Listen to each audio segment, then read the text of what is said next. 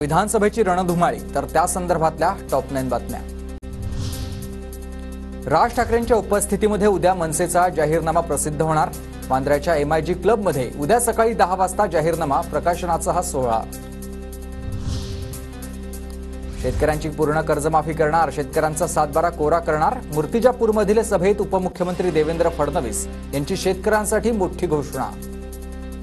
शेतकऱ्यांना पूर्ण कर्जमाफी आपण देणार आहोत।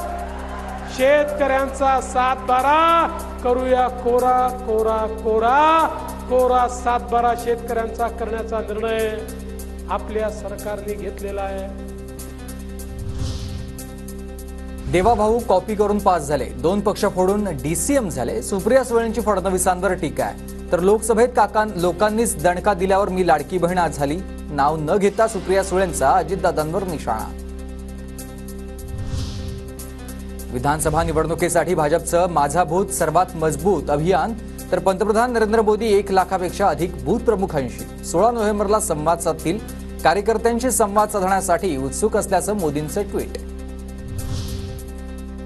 288 मतदारसंघात प्रचार करायचा आहे। प्रमुख नेते मोदींच्या प्रत्येक सभेला हजर राहू शकत नाहीत, छगन भुजबळांचं वक्तव्य। पंतप्रधान मोदी सभा जिंकण्यास समर्थ असल्याचंही विधान। नवाब मलिकांना मुंबई हायकोर्टाकडून तुर्तास दिलासा, जामीन रद्द करण्याच्या याचिकेवर तातडीची सुनावणी घेण्यास नकार। मलिकांकडून जामिनाच्या शर्तींचं उल्लंघन, याचिकाकर्त्यांचा आरोप आहे, तर याचिकाकर्त्यांना पुरावे सादर करण्यास 2 आठवड्यांचा वेळ। 9 डिसेंबरला मूळ जामीन अर्जासोबत पुढील सुनावणी होईल। मग यातील कोणीही मुख्यमंत्री झाला तरी चालेल, महायुतीनं विरोधी पक्षनेते पदाची चर्चा करावी, बाळासाहेब थोरातांची टीका। रश्मी शुक्ला यांच्या विरोधात मुंबई उच्च न्यायालयामध्ये काँग्रेसची याचिका।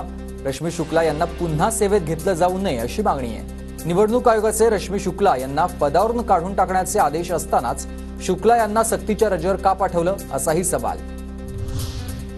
बंटी शेळकेंनी आंदोलनाच्या माध्यमातून समस्या सोडवल्या, बंटी शेळकेंना 30,000 मताधिक्यानं निवडून द्या, रोहित पवारांचं मतदारांना आवाहन।